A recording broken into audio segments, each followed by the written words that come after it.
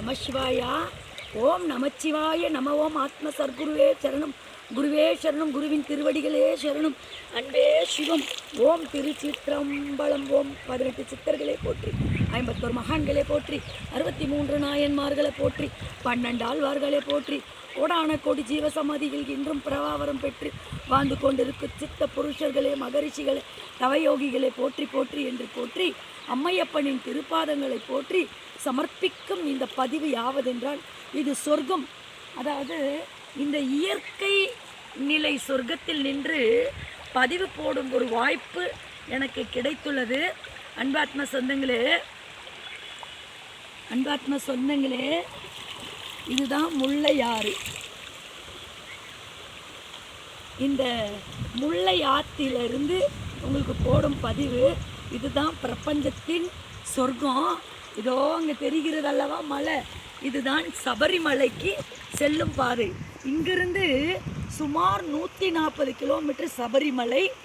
இந்த ஆன்மீக பயணம் ஏன் இந்த இயற்கை என்னை சுற்றி அழைக்கிறது என்றால், இது சாதாரணம் அல்ல.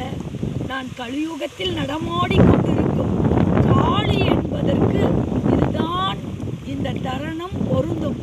எனக்கு அழைப்பதெல்லாம் இந்த வனங்கள், என்னை அழைப்பதெல்லாம் இந்த துள்ளி குதிக்கும் ஆறுகள், என்னை அழைப்பதெல்லாம் ஒரே ஒரு மனிதனுடைய ஓசையும் இல்லாத இந்த பிரபஞ்சம். இந்த பிரபஞ்சத்தில் நின்று உங்களுக்கு பதிவு போடுறேன். கூடிய விரைவிலே அன்பார்ந்த சொந்தங்களே, நாம் எங்கள் குடியில் அமைக்க போகிறோம். இந்த புண்ணிய, அதாவது முல்லையாற்றுக்கு பக்கத்தில் என்னை காண வரும் பக்தர்கள் இந்த முல்லையாற்றில் புனித நீராடி இந்த ஸ்ரீ ஆத்மசித்தர் டாக்டர் நாகம்மாவை நீங்கள் காணும்போது இங்கு புனித நீராடிட்டு வந்து என்னை கண்டிங்கன்னா கண்டிப்பாக வந்து கொள்ளலாம்.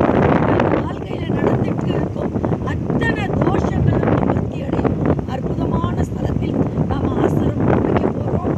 இதுக்கு இந்த முல்லையாறு தான் சாட்சி. இதோ நம்ம அமைக்க போகிற ஆசிரமம் இந்த மேட்டில் தான் பாருங்கள்.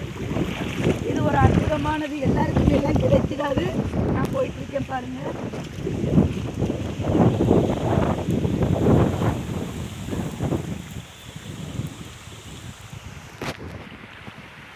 போற ஆசிரமம் மனித காதல் கொள்ள, இது மனித காதல் அல்ல.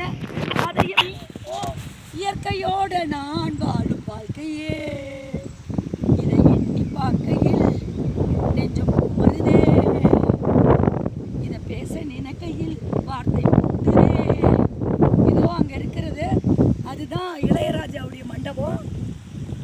இந்த மண்டபத்தில் தான் பவதரணியையும் இளையராஜாவுடைய மனைவியையும் இளையராஜாவுடைய தாயாரை இந்த மணிமண்டபத்தில் தான் வைத்திருக்காங்க. இந்த இளையராஜா மண்டபத்துக்கு பக்கத்தில் தான் நாகம்மா ஆத்மா அருள்வாக்கு சித்தர் பீடம் அமைக்கிறோம். சாதாரணம் கிடையாது, சொர்க்கத்தில் அமைக்கிறோம். இந்த சொர்க்கம் பாருங்கள் எப்படி இருக்குது.